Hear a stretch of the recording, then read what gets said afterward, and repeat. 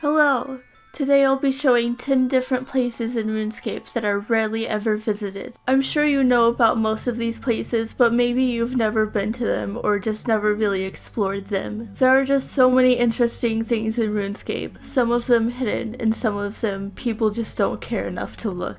So here's the first place, the underground city of Dorgesh-Kaan. There are a lot of goblins you can talk to, and they have some interesting things to say. Oldak will make you a teleport sphere to teleport to Dorgesh-Kaan. You just need to give him 2 law runes and 1 molten glass for 1 sphere. There's a market here selling some very niche items. And some goblins here sell goblin food.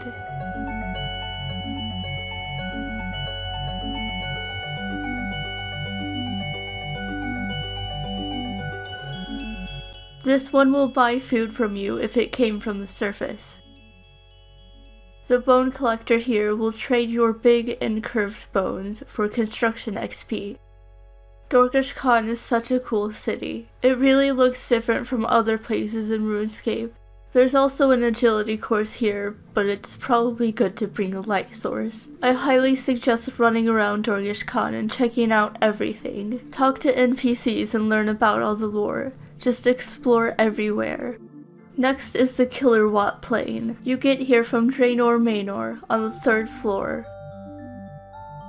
There's a portal here to go to the Killerwatt Plane. Professor Audenstein warns you to wear insulated boots, but you only really need them if you're going to be fighting the Killerwatts. The Killerwatt Plane is just a cool, stormy place. If you do low-level Slayer, you might get Killerwatts as a task and have to fight them here.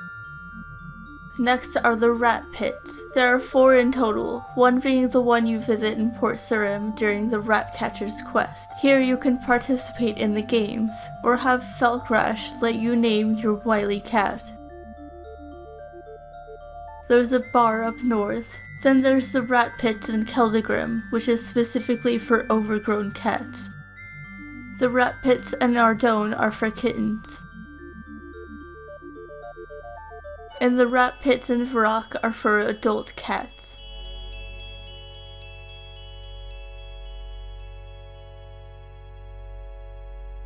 Next is the Yanille Agility Dungeon. You need a lockpick to enter the first door. Just keep trying to unlock the door until it opens.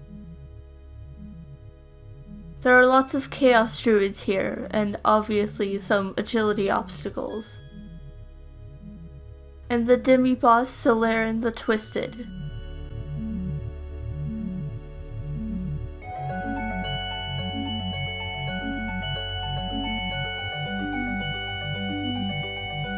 If you pray at the altar, you fall into a pit of poisonous spiders. Once you go up the stairs, there's no way back down. The only way into that pit is by praying at the altar again. Next is the Polar Hunter area. Hardly anyone actually hunts here, but this place is pretty cool. There's a northern area where there are birds and butterflies to hunt, and a hunter tutor. And if you go up here and enter the cave, you'll find the eagles from after you've done Eagle's Peak. There's a rope spawn here, so you could grab it and ride the eagles. And now I'm in Kebos. There's this little farm I've ran past a few times while doing clues or during Twisted League. It's pretty cute. But further into the swamp, there are some interesting places. First, there's a mining spot with mithril and adamant rocks, and there's this lizard man praying or something.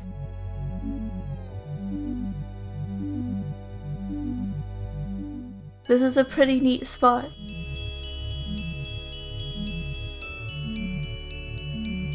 And here's the end, a waterfall west of Mount Quidamortem, where Raids is. There's this cool little island in the middle of the swamp that caught my eye. There's an altar on this island, as well as a half-lizard man priest. When you talk to him, he says some interesting stuff. He tells you he was saved by lizardmen, but couldn't go back to his human friends because he looked like a lizard man. So it seems like they saved his life, but turned him into one of them? Huh. Next is Mount Quidamortem, or rather the area south of it. First there are rock crabs in this little area going up to the waterfall. And a little mountain full of trolls.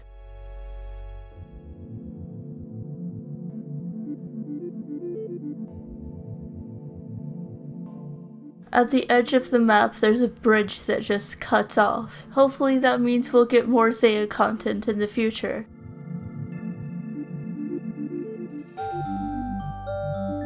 Here there's a graveyard of lizardmen, but don't look at them. Look at the nice relaxing waterfall.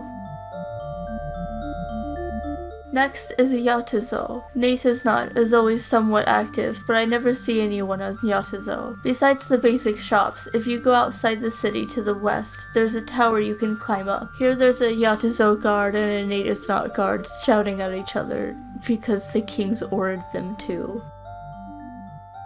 And there's a mine full of different types of rocks. In the northern part there are trolls, so be careful. Next is Waterbirth Island and Waterbirth Dungeon. First I wanted to quickly show the island because I always see people use the northern route to get to the dungeon, but you could also go south. The dungeon is pretty wild. There are a lot of different rooms, but in each of them you have to protect yourself from monsters. Here's a map of the dungeon. I'll also leave a link to it in the description. Of course you can follow the route to DK's, but you could also take this route to visit Barter, who will give you sharks for spare fermitic weapons.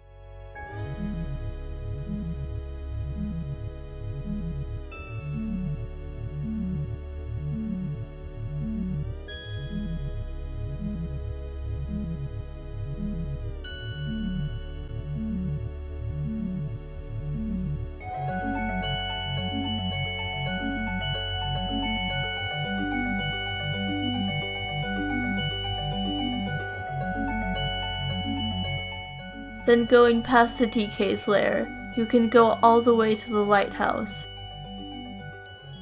This is a one-way trip though. Last is Dragontooth Island. In order to get here, you need at least 25 ecto tokens. I know you come here for a clue step, but I thought this place was kinda cool. You could also pay the captain 500 ecto tokens for unlimited free travel to Dragontooth Island. Well, that's it for this video. I hope you enjoyed. I really recommend checking out at least some of these places for yourself. RuneScape is such a cool game and there are so many things to do. I wanted to include the Elven lands in this video, but I think there's just so much that it should be a whole separate video. So if you'd like to see a video about hidden things in Prifddinas and the other parts of the Elven lands, subscribe and look out for that video. Please sub, I need to feed my 10 cats. Thanks for watching. Goodbye, lovelies.